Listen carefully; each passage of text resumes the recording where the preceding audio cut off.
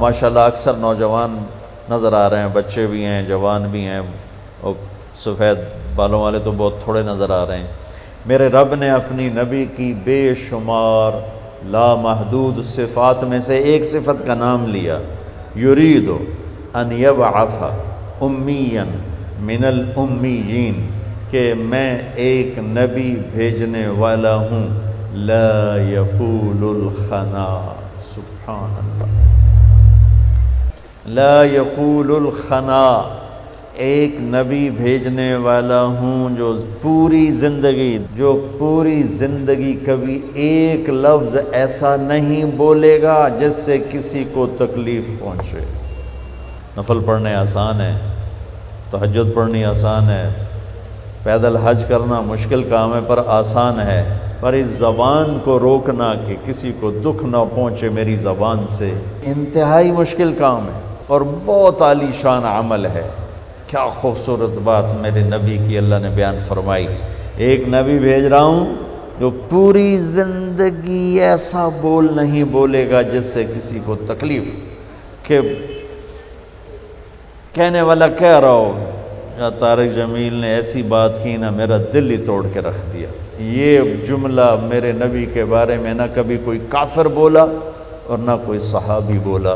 اور نہ کوئی اپنا بولا نہ کوئی غیر بولا، سبحان اللہ، کہ زندگی میں زبان سے پھول جھڑے، شہد جیسا میٹھا بول نکلا۔ ایک بڑے صحابی ہیں،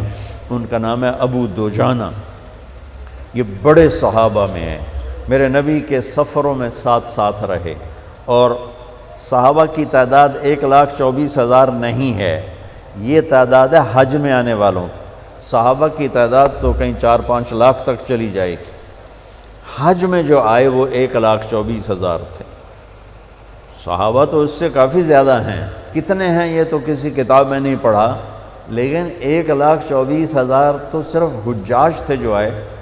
صحابہ تو بہت زیادہ۔ اس سال چیچک پھیل گیا، بہت سے صحابہ حج سے رہ گئے، نہیں آ سکے۔ ان سارے صحابہ میں جنہوں نے ہر سفر اپنے نبی کے ساتھ کیا، ان کی تعداد 200 سے زیادہ نہیں، 200 سے، یہ 3-4-5 لاکھ صحابہ کا خلاصہ ہیں 200 صحابہ، پھر ان کا خلاصہ ہے سابقین اولین، اور اس میں ہیں ابو دوجانہ۔ اور میرے نبی کے یہ محبوب صحابی کہہ رہے ہیں کہ لوگو ان ارجع عملی عندی، میرے پاس بخشش کا سب سے بڑا عمل، میرے پاس بخشش کا سب سے بڑا عمل صحابی ہونا نہیں، جنگ بدر نہیں، جنگ احد نہیں، صلح حدیبیہ نہیں، جنگ خیبر نہیں، آخری حج نہیں، تو کیا ہے؟ فرمایا لوگو سنو، میرے پاس بخشش کا سب سے بڑا عمل یہ ہے کہ میں نے پوری زندگی میں کبھی کسی کو اس زبان سے دکھ نہیں پہنچایا، اور میرے دل میں کسی انسان کا بغض نہیں ہے، کہ یہ میرے پاس بخشش کا سب سے بڑا عمل ہے۔